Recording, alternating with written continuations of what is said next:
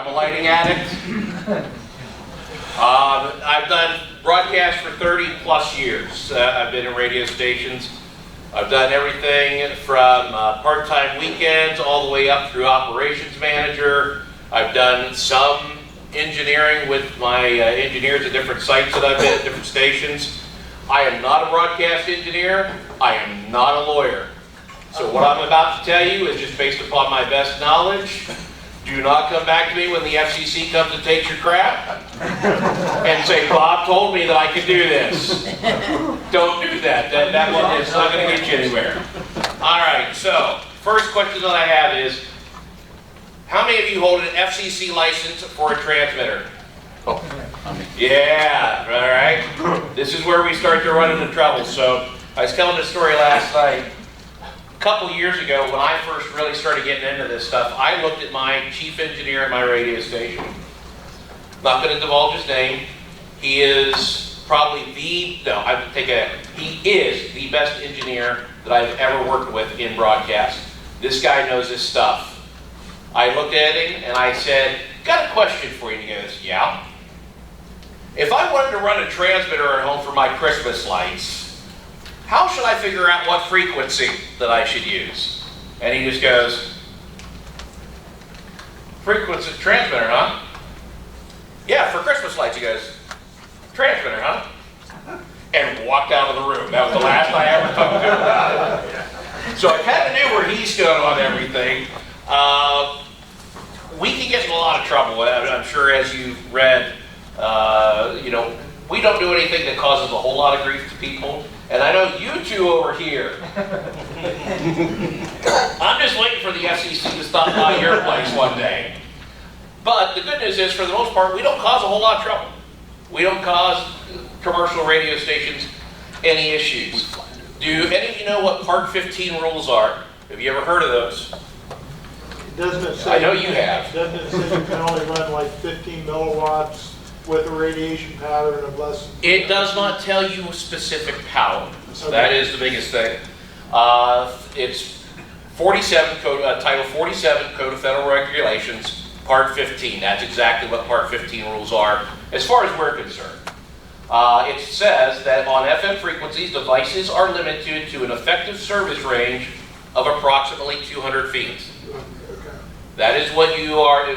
Yeah, I see you looking over there. Or 7.5. Not 200 miles, 200 feet. It's hidden in the woods. Bob, is this where we all get up and walk out right now? My chief engineer would have already stopped the conversation, okay? He's in the elevator going down. Yes. So, but the key thing is to not cause interference. So, for residential use, we all kind of fall under this Part 15 rule, as long as we're using certified equipment. That's the big thing. Now, keep in mind, the FM band is fairly large. It runs from 88 megahertz to 108 megahertz. In the US, everything ends on an odd frequency. So 88 starts a non-commercial band. It's a non-commercial band of FM frequency in the United States. 88.0 to 91.9. 92.0 starts the commercial band. So 92.1. That's the first commercial FM licensed channel, let's put it this way, channel, that you would see anywhere.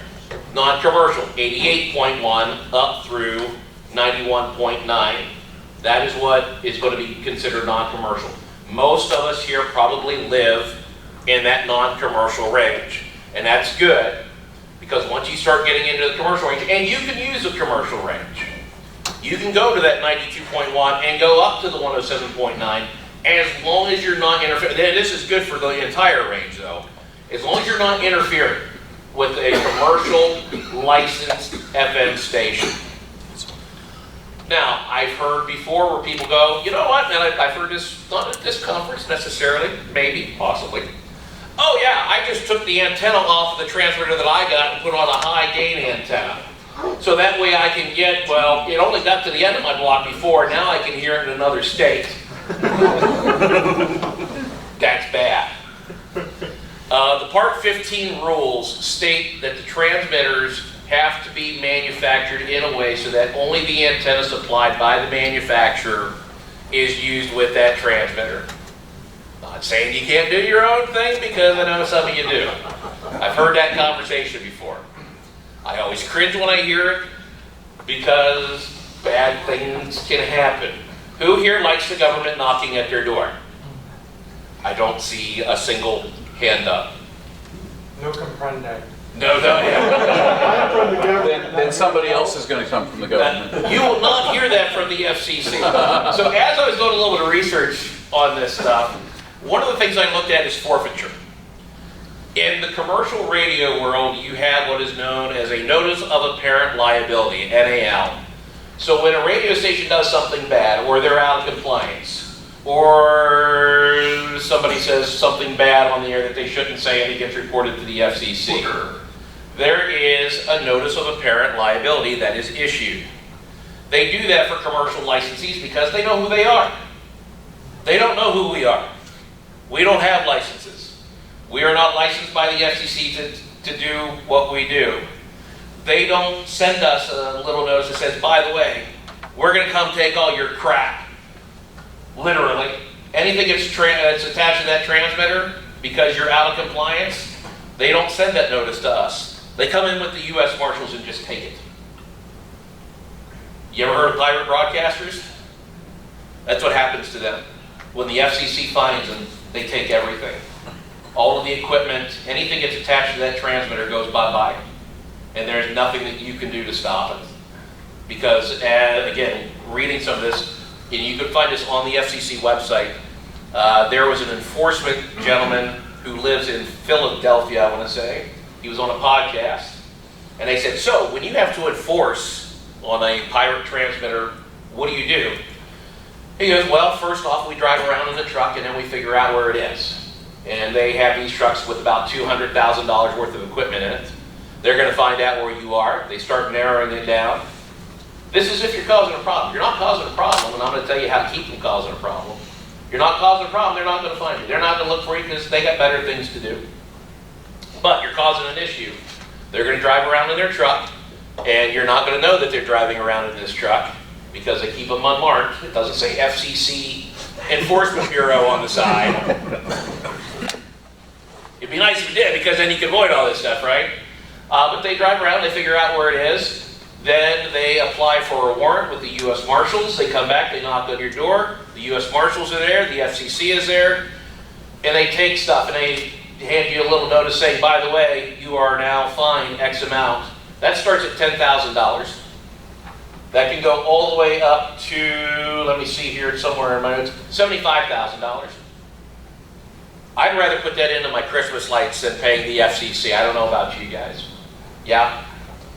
All right, so here's what you can do to kind of keep within compliance.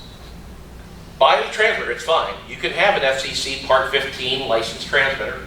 There's no issues with that. Find a frequency that is going to work, and we'll talk about that in a second. Don't step on top of a commercial station or what they call second channel adjacent, and I'm going to tell you what that is as well. Stay away from the commercial stuff. Even in the non-commercial stuff, you may say it's a non-commercial station, it's an educational station. They have an FCC license. The FCC will protect them over you any day of the week because the FCC gets money on a regular basis from these guys. All right, they don't care about us because we're unlicensed. They will shut us down. I don't want to see that happen to anybody in this room. All right, because you want to scare somebody at a radio station, go knock on the door and tell them you're with the FCC, you're there to inspect things. They take notice real quick, trust me. But I don't want to see you guys get fined. I don't want to see anybody get their stuff confiscated because then you have to rebuild, and then they keep an eye on you too. They know who you are at that point. We don't want any of those problems, and I don't want my chief engineer coming to me saying, hey, why did you tell these guys that they could do this? That's why I said, I'm not a broadcast engineer, I'm not a lawyer. But this is what I've learned over the years. All right, so the antennas, and I know that you guys do stuff, and again, you're in a very unique situation because you're in a ravine, and it does make it tough because FM Who here knows how FM frequency works with your car antenna? If I've got a tower that's all the way up here, and my car sits down here with the antenna on top of the roof, do you know how the signal gets from point A to, yeah, right, it goes down. My antenna can see this antenna up here. It's line of sight. Yeah. Now, if I have trees in the way and I put my tower behind the trees, makes it a lot tougher for my car to see that antenna, doesn't it? That's where your interference starts to come, and you guys are talking about foliage and all that other stuff. Have you guys ever dealt with rabbit ears on the TV? Yeah. Remember walking through the living room and watching the TV picture kind of swoosh and swirl and change as you moved? That's you interacting with the radio frequency. We all deal with radio frequency every day. Who has a transmitter on them right now? Any type of transmitter. Everybody does. Cell phone, there you go. Bluetooth. Bluetooth, those are all in the RF spectrum. Some are licensed, some are not. Just like we were talking last night about your microphones, wireless microphones. The FCC can say, okay, this is going to run in an unlicensed spectrum. And that's where Wi-Fi lives. But they can come in at a moment's notice and say, as of 2024, Wi-Fi has to change. It has to go into this spectrum. They can do that. You and I are going to hate it. It makes life very difficult for us. But they're the FCC, and that's what they do. They're not there to make our life easy. Like, hello, I'm from the government. I'm here to help. That's the last thing you want to hear. So, how do we keep legal? How do we keep from giving up not only all of our stuff, but having to fork over anywhere between 10 grand to 75 grand to the federal government? There's very easy ways to do that. Again, keep your stuff legal. Don't change don't change the transmission source. Don't change the antennas on the transmitters that you buy. If it says it's going to go to 5 watts, I can tell you right now, 5 watts is a problem. May not sound like much. Remember the old bag phones, the old Motorola bag phones? Those were 3 watts, exactly. And they carried for how far? I mean, those things were great. You could put a bag phone underground and still get a signal out. 3 watts is a lot of power. So when it says, it's a half a watt on your transmitter to maybe a full watt, that's plenty of power. Because again, remember, we're only trying to stay within those Part 15 rules, 200 feet. And a lot of the pushback that you get on that is, well, I can't get a good signal out in front of my house. People are sitting in front of the house, they can't hear it. Or I can't hear it on my radio when I walk out in front of the house. A lot of reasons for that. Remember the rabbit ears example? Okay, that's interference when you see that kind of stuff. That happens all day, every day. We're all a part of that. How many of you have walls on your house? Last time I checked. Do you have brick walls? Hopefully it's still there. Or do you have wood? Do you have aluminum side? Okay. All of that contributes to interference on a signal. So if you have your transmitter, if you say I'm going to run the computer and I'm going to run everything from the dead center of my house, how many walls do you have to the outside world before that signal ever makes it out? That's all interference. That's all taking the power away from your FM transmission. All right, so think about that when you go to place your transmitter. My transmitter lives right next to my front window. I've got an arcade game, and I just put it on top of the arcade game. It's right there. I mean, it's probably a foot from my wall. I put it on the high power on my transmitter. I get probably about 2 blocks, so I'm probably out of compliance. But it gets out. Once I get 2 blocks away, it dies off. And I'm not on a frequency that anybody in my area is using. I'm using 91.1.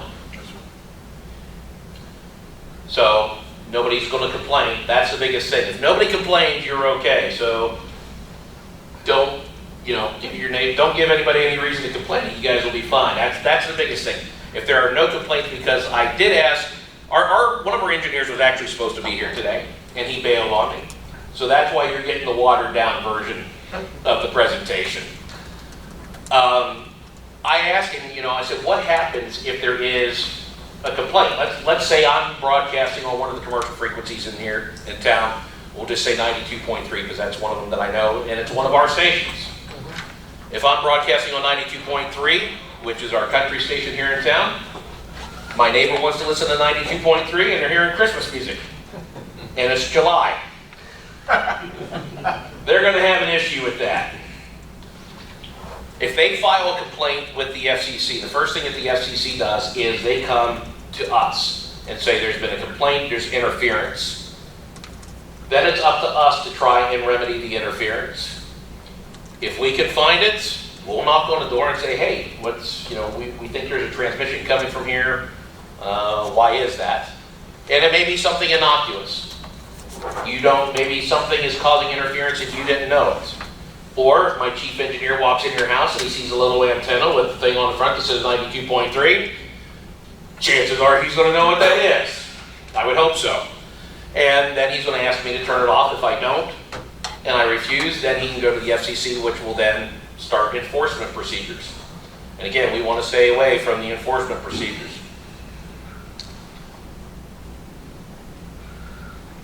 I know some of you has anybody here built their own transmitter out of like a kit?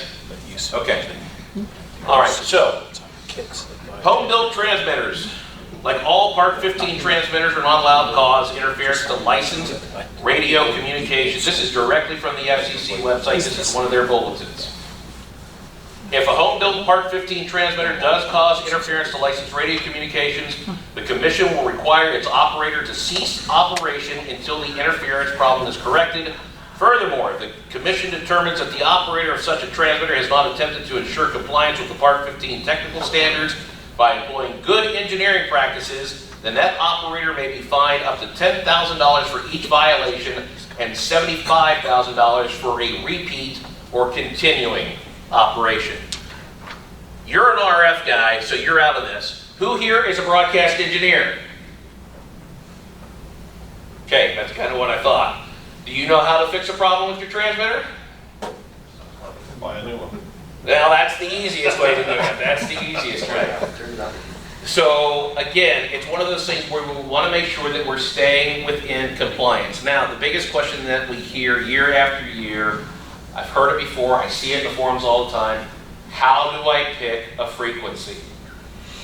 And that's a really good question. How many of you guys have used Radio Locator before? It's pretty good at what it does. All right, it's pretty good at figuring out which signals are in what area. If you've not used it, use radiolocator.com. That will help you find a good frequency. They usually give it to you in 3 choices. Good, good, okay, and fair.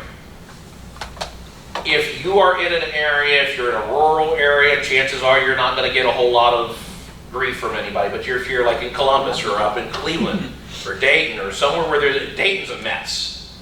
The Dayton area is just a mess for RF. I looked at Dayton on radiolocator.com and said there are no vacant channels. Meaning everything from 88.1 up to 107.9 has a license attached to it. Makes it a little tough for us, right? It does suggest some frequencies that you may be able to get away with. Again, this is why I suggest the educational band, because generally educational band stations are lower in power. Because remember, you're competing with a licensed FM station. Do any of you know, and again, I know you know, so you don't get to answer these questions. Do you know what the base wattage of the lowest class of FM frequency is? 6,000 watts is what it's called a class, that's Class C, right? Or no, that's Class A. Class A transmitter. It goes all the way up through Class C. When you start getting into the Class C, you're talking 50,000 watts. You're covering, let's see, 25,000 watts, which is what WCOL is. That covers all the way from where the tower is. I don't know if you know, all of you know, where WBNS is. It's where 70 and 315 kind of meet in that general area. There's a big tower there. That's where there's 5 radio stations, 3 TV antennas on the top of that thing. They all broadcast off of there. That's their central point. That's their transmission point. And they're 50, some are 50, some are 25,000.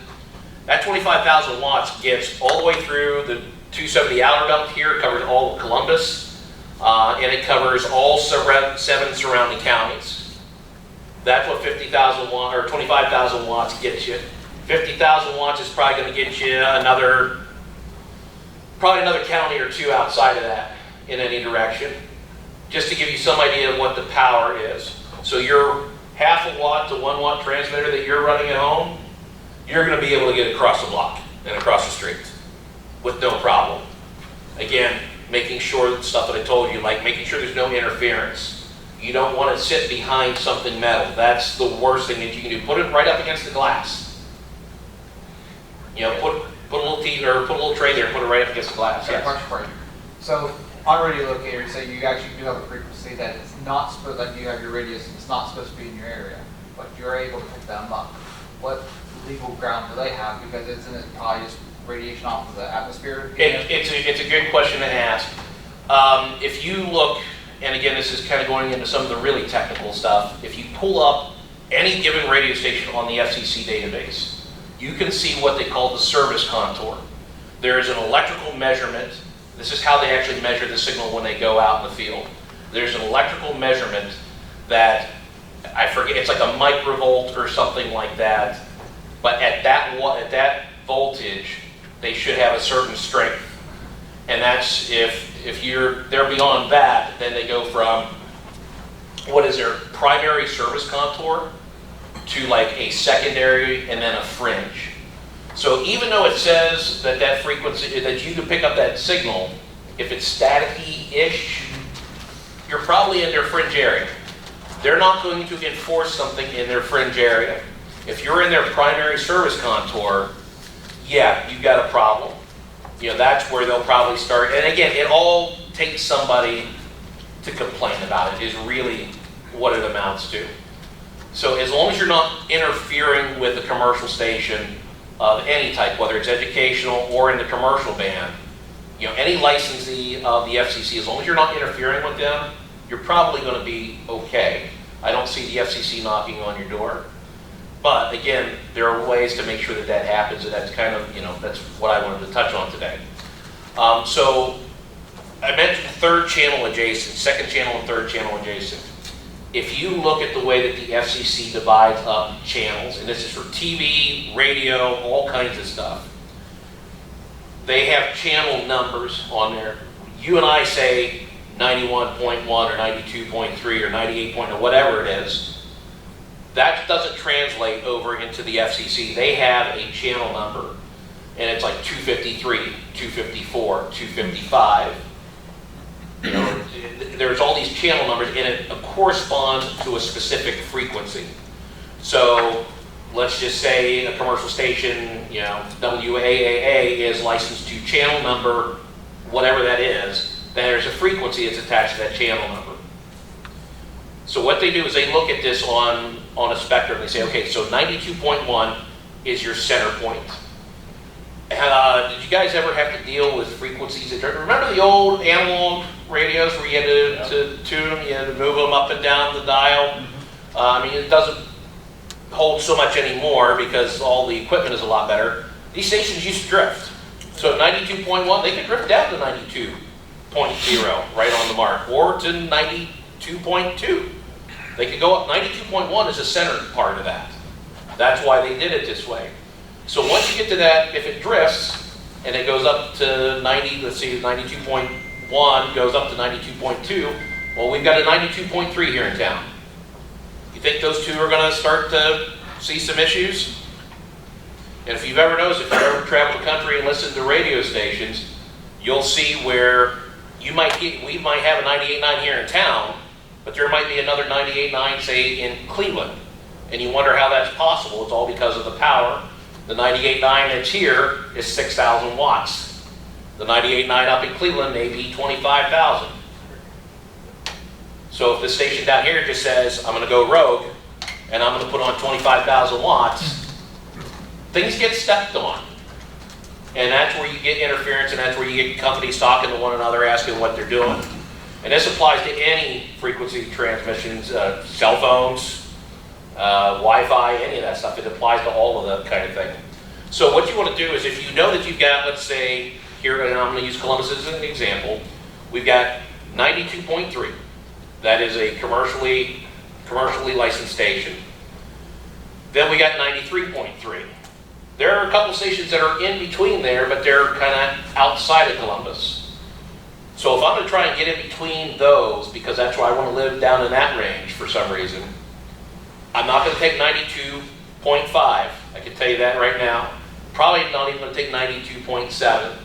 I might look at 93.1 or 92. I could do 92.7 or 93.1 because that's keeping me away from the 93.3 that's up here. It's keeping me away from 92.3. But you want to try and stay in the middle. That's called third channel adjacent. If you look in, you remember those channel numbers. So we do 90, like 92.1, 92.3, 92.5, 92.7. 92.7 is third channel adjacent to 92.3. Does that make sense? You want to stay in that third channel adjacent number. That's what I did. Because that's where there's generally not, you're going to have less interference from there. And as far as FM transmission goes, the most power wins.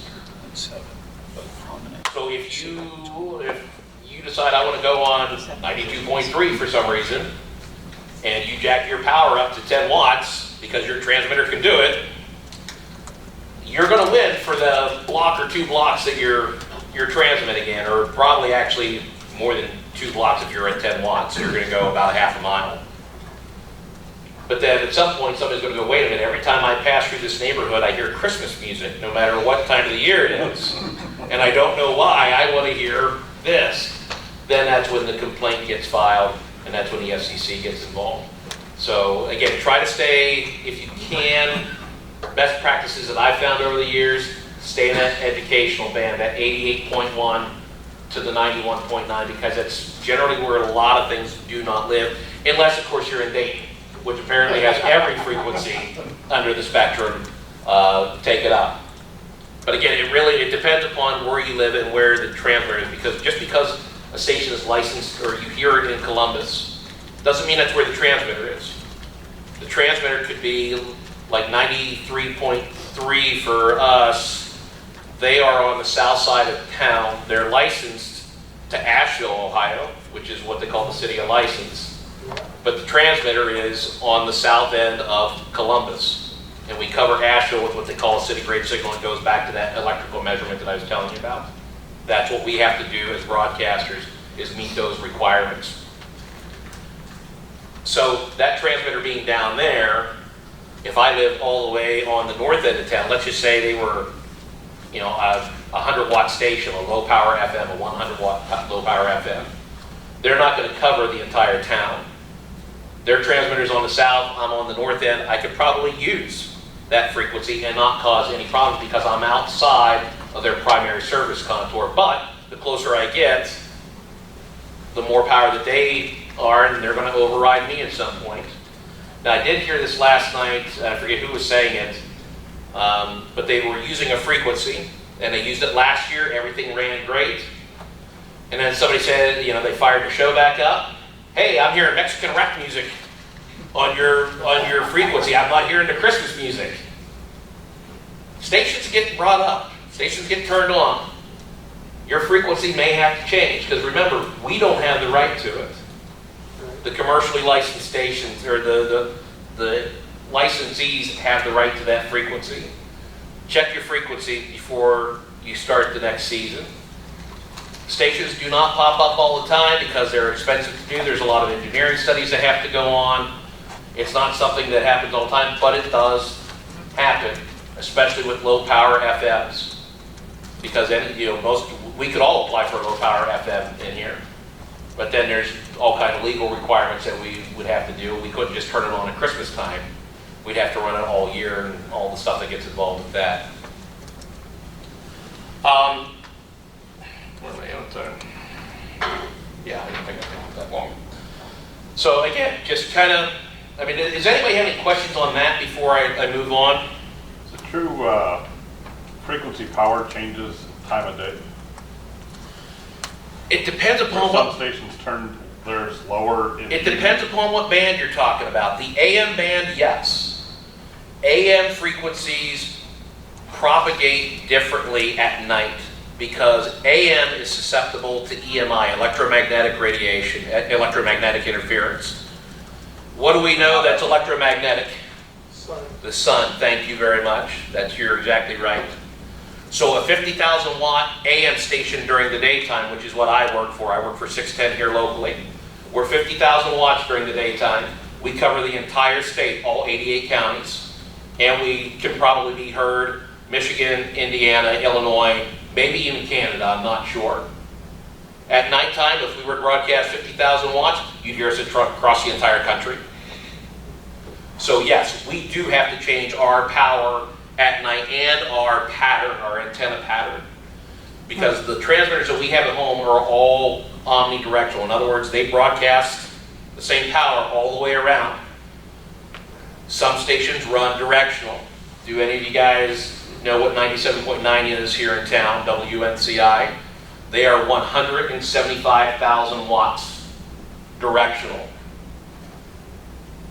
You can pick them all the way up to Cedar Point, which is rare for an FM station. At night, not so much, because they do change, I believe they change their power at night as well, but they are 175,000 watts directional. They were grandfathered in. You'll never see a new station built at 175,000 watts. It just won't happen. 50,000 watts will be the most that you'll ever see again. That's what the FCC is done. All right, so let's move on from that, because I think you guys kind of get the gist of it. Well, yeah. Yes, sir. So another point might be, Falcon has this really nice feature to where you can have music when you're not playing your show. And I thought, oh, that would be really nice, but why poke the bear? And Yeah. So the other thing is I put my transmitter on a timer, so when the show's not on, the transmitter's not on. See, I leave mine on when my shows runs. I leave it on all season. Right? And nobody's, again, your mileage may vary. Nobody has bothered me, thankfully. The other thing that I've heard talked just here in the last day or so, copyright. The FCC doesn't care anything about copyright. That ain't their jam. Okay. That's music licensing and copyright is a whole different animal. Yep. So when you start talking about that kind of stuff, could you run your transmitter and broadcast on it all day? Sure. That's perfectly, as long as you're within the limits, you're fine. Now, if you're running music on there, you're going to have a different problem, but it's not going to be with the FCC. Right. That's a copyright issue, and that's why we have to purchase our songs versus just getting a copy from somebody. And I see Clyde back here nodding his head. He knows exactly what I'm talking about. Copyright, copyright's a whole nother talk, because there's so many different ways of copyright. And so I was just having this discussion with one of my coworkers at the station today. What we play on the air musically and what we can use in commercials are two different things. This is yours. You cannot use a song in a commercial without authorization of the copyright holder, because it's a different license. It doesn't get covered under our broadcast license with ASCAP, BMI, and all that other. Nobody here wants ASCAP, BMI. You have ASCAP, BMI issues.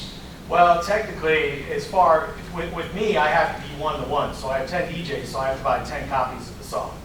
I can't just use one and share it with the rest of them. Otherwise, I'm a copyright violation. Right. Everybody who uses it has to have a we go to venues, the venue itself has to have an ASCAP Right. BMI. So anywhere that plays music, whether it's a coffee shop or whether it's an office building, if they have a public space that you can go into and they're playing music, they have to have an ASCAP or BMI license. And this is where copyright and all that other stuff comes in, and you can see it starts to get complicated after a while. I mean, even church music has that going on. I've Yeah. worked with some of the church software, and part of its job is to track what you're singing. Absolutely.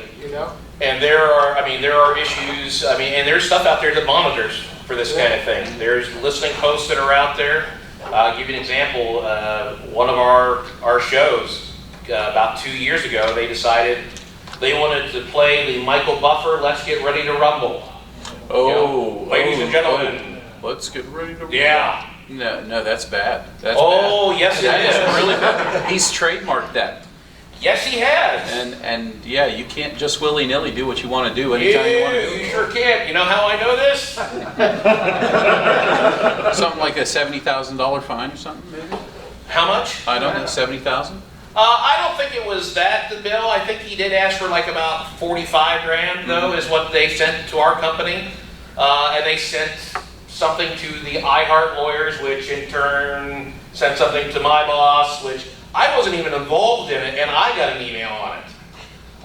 And we got the notice that says, okay, here's the money that we want. You played. Let's get ready to rumble at this day, at this time. Yep. Where's our cash? Yep. And it was very nicely worded, where's our cash?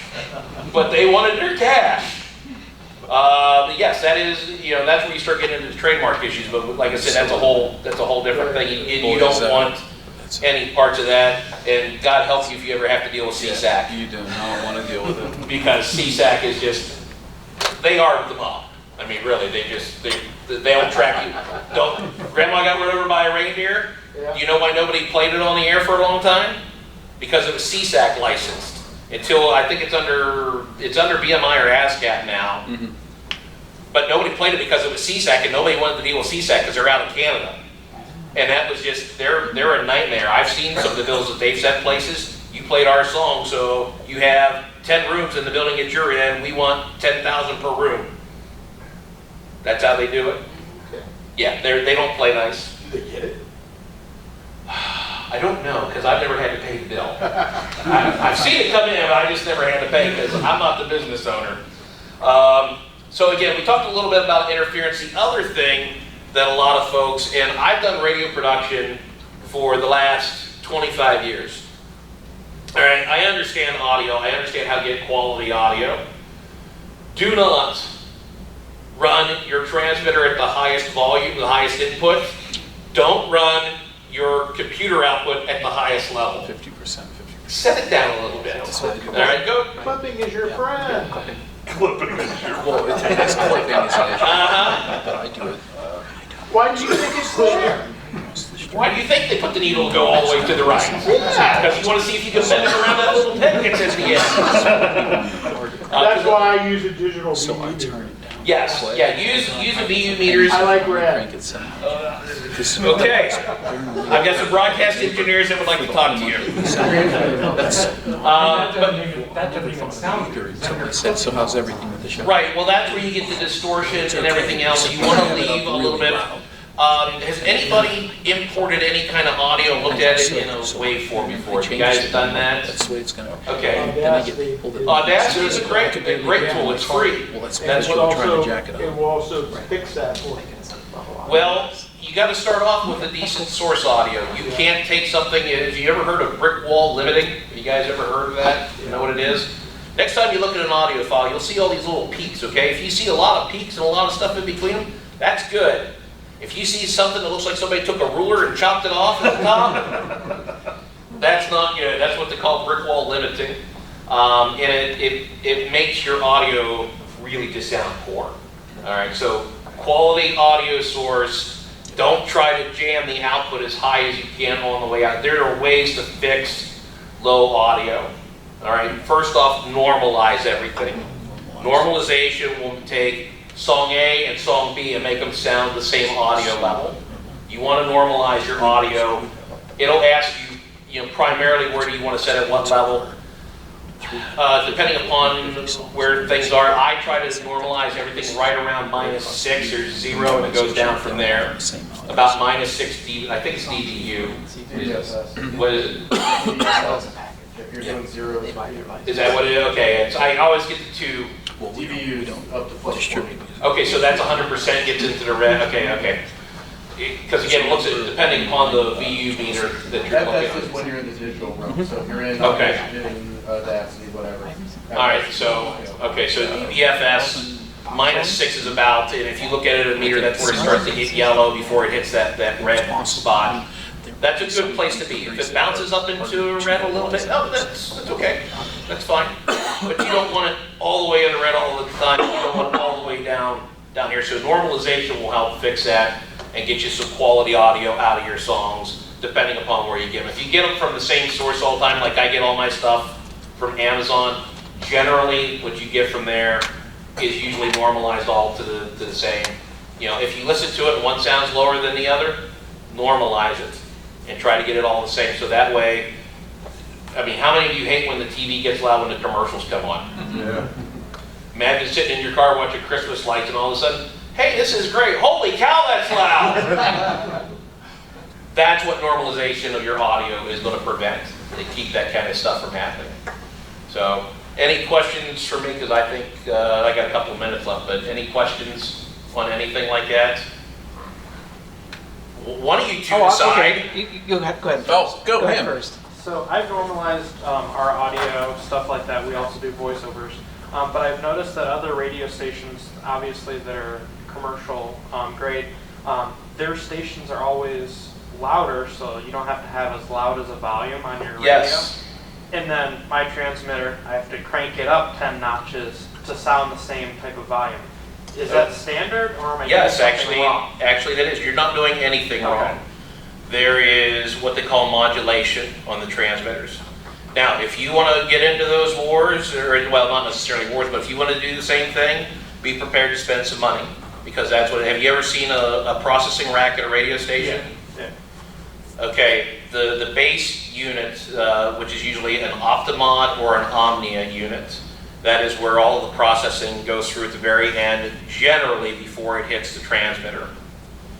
Those boxes are the current one. You can buy a used Optimod 8100, which is an FM Optimod. You can usually pick those up for about $2 grand right now.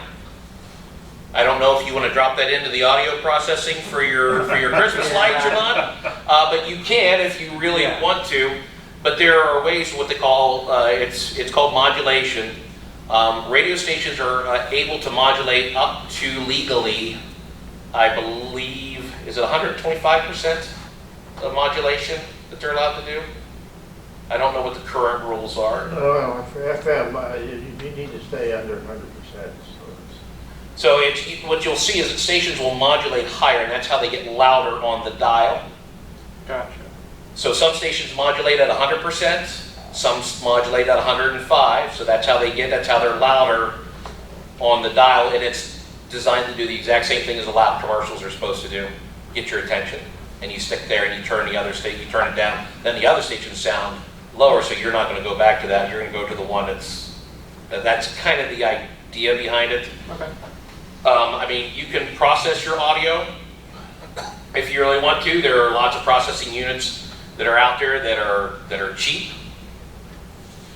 But for our purposes, you know, is it worth that kind of money? I mean, Behringer makes some really good equipment that will do some what they call compression and limiting. In other words, when you see the signals doing all this kind of stuff, compression pushes it down, or limit pushes it down, compression pushes it up, so that way it stays.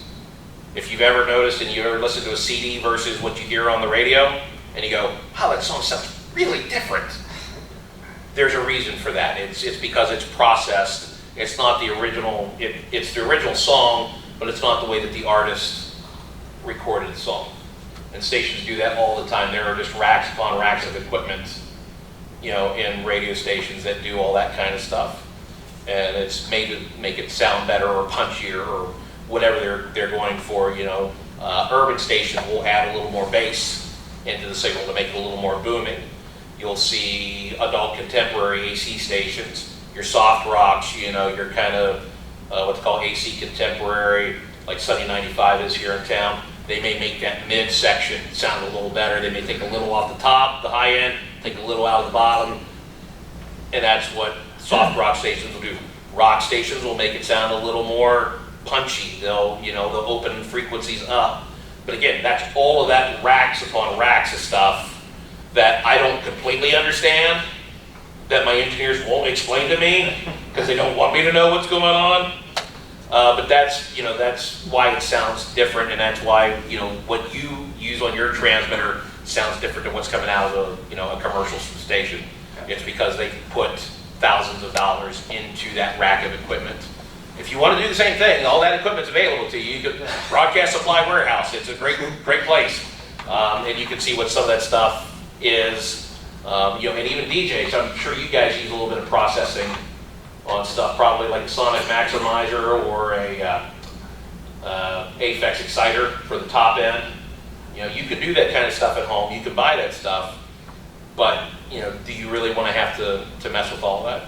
That's the thing. So, for most of us that don't want to sink a ton of money into like the sound quality, you want pretty good quality, but it doesn't need to be all of this. Right. Like, I think a lot of people use like a sound blaster, right? And then you have your FM transmitter. Is there some piece of equipment in between that a lot of people are using? That's all I use that sounds okay. No, is there something in the middle that people also are using that is like one more layer or? Usually it goes before the sound blaster if you're going to do anything. The last piece is usually what sends it to whatever transmission source is. Yeah. So you process it all before it hits the transmission source. So if you're going to do anything with it, you're going to process your audio before you hit the final part, which in this case would be the sound blaster. You're not going to do it after the sound blaster because the sound blaster's already done its job and has made everything sound right to get to the transmitter. Okay. Okay, well then, switch my question to, are people doing anything in general between that and the, like, is there a piece that I'm missing that, you know, people are using? I don't think so. I mean, you can, there's some software out there, there's lots of software that's out there. One that I've heard a lot of people use is called Stereo Tool, and that is more of a broadcast quality processing. It's not as good as the hardware is, but it's a lot more flexible and it's cheaper in the long run, I believe. I've never used it, I've heard of it. I know a number of guys who have used it on stuff. But again, for what we're doing, for somebody sitting in the car listening for 10, 15 minutes, we're not trying to gain listeners. We're not in a survey. Your job doesn't end end if your ratings aren't good for your Christmas light show. So software processing is, well, is probably 90% of. So it's your gain structure. So like my DJ equipment, for example, there are 5 different ways that I can control the volume before it gets out of the speaker. And if one of those knobs is turned up too high, then you're going to have clipping somewhere in that line. So your gain structure has to be set with all the different devices. Even in the light show, you've got multiple outputs of sound before it gets to that antenna that's being broadcast to the cars. So if one of those things, it could be the computer, it could be the Pi player's turned up too high, and then that'll cause clipping down the line, and then your sound quality will suffer. So you have to find that happy medium in that gain structure. You have to play with it to find it. And when you start introducing things like that, multiple layers to it, then you introduce multiple points of failure too. So like you said, it's all within your gain structure. So if you've got some software before the sound blaster and you've got something set too high in there, it doesn't matter what the sound blaster is doing because you're sending it bad audio. Right. You're sending crap to the sound blaster. The sound blaster is just doing what it's supposed to do. It's doing the job that it was told to do. Right. It's playing the music that you're sending through to it. Right. So the more points you put into that, the more things that can eventually go wrong. And I mean, if you've got all the time in the world to troubleshoot, go for it. If you don't, eliminate the process and just make it simple on yourself. Well, it all starts with what you said with the normalizing and bringing that down so it's not peaked out on the waveform. I mean, if you start there, then nothing else is gonna sound good. If you start with bad audio, it's going to be bad audio all the way through. There's not a thing that you can do to fix it. I mean, if you get audio that is just clipped from the minute that you hear it, you cannot fix that. There's not a thing in the world that you're going to be able to do. You can try, you can make it sound better, but it's never going to sound great. So it all starts with good source audio, and that's how you're going to get a good transmission. All right, that's enough of my, okay. And then from there, I mean, it can either be a hardware or a software. It just depends on how much you want to pay for either the software or the hardware. Yeah. Because like when you and I were talking last night about both of us being DJs, I mean, you can have a $3,000 piece of equipment or something like that, but you're right, it's based on whatever your source is that you're getting your music from. If it's bad audio right from the get-go, and that's why you use stuff like the Source or Apple Music or Amazon or something like that, where you know that you've got the different levels, whether it be an MP3 or AAC or the lossless or anything like that. It's like you said, if it's bad audio from the get-go, you can't fix that. Right. It's got to be good right from the very get-go. You mean you don't torrent the music? All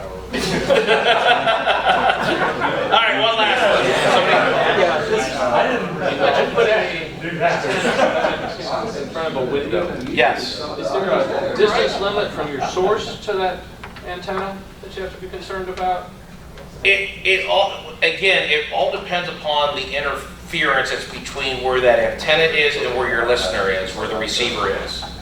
So, I mean, if you want to set this thing in the middle of your house and you don't have any interference from there from point A to point B, go for it. I think he's asking from the transmitter to the Yeah, antenna. analog.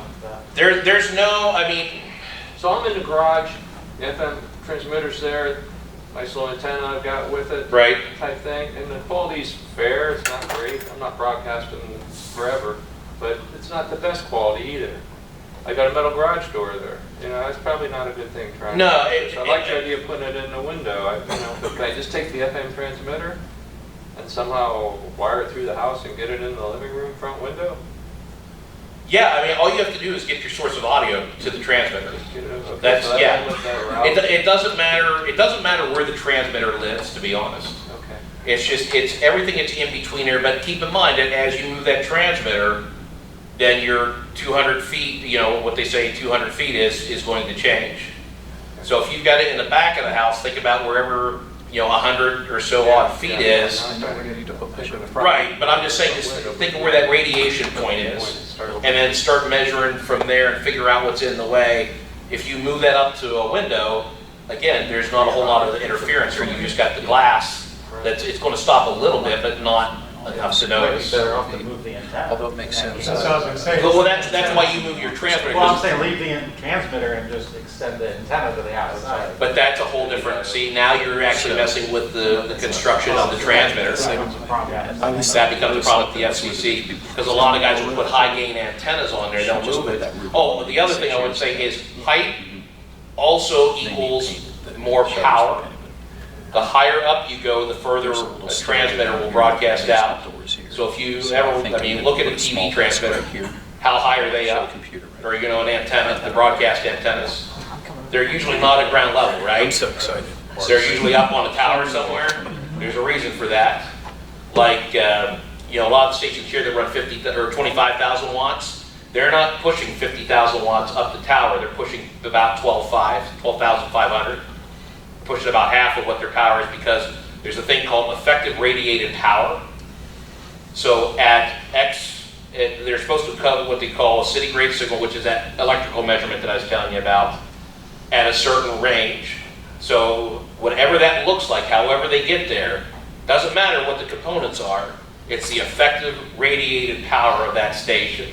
So if they run 12,500 up the tower, and by the time they get it to the tower and to the antennas and it broadcasts out, and it equals what 50,000 watts at 100 meters should be, they're good. So if you go up a little higher with your antenna, you're going to get a better coverage, and lower frequencies also propagate better, because I know somebody was talking about that earlier today. So when you get down to the non-commercial band, those frequencies propagate. They're going to get through windows and things better than, say, a 107 frequency would. Make sense? Lower frequencies always propagate better. That's just the RF rule. I'm cutting into Clyde's time. You guys probably want to hear him way more than you want to hear me. I know I do. No, you've got a good topic though. It's a tough topic. That's the whole thing. It's something that nobody knows about inherently. So. And you take it for granted, I think. Yes. Assume that that's... It'll be okay. Yeah. Well, we've only been doing it this way for 20 years now. Nobody's Right. bothered us. Let's just keep going, Let's see how Do I think the FCC is going to come knocking on your door? Except for you guys. I don't. Is ASCAP BMI going to come? Yes. No. No, they're not. Actually, they probably be coming before the FCC would. You're probably going to see an issue with ASCAP or BMI or any musical distributor who's before you're going to see any issue with the FCC. So Yeah, those guys will knock on your door for their money. It's a before the good FCC. idea not to advertise businesses on your radio station and provide music on the radio station. It's a good idea not to advertise advertisers. So Yes. that helps keep you clean. So. So again, it's all about making sure you guys stay legal as much as possible without getting in too much trouble or irritating anybody that can get you into trouble. That's the whole story. You guys are just on your own. You made your bed, sleep in it. Yeah. All right, so take 5 minutes. All right, take 5 minutes. We'll come back Set and up. you can hear from somebody who's a lot more interesting than me. I hope so.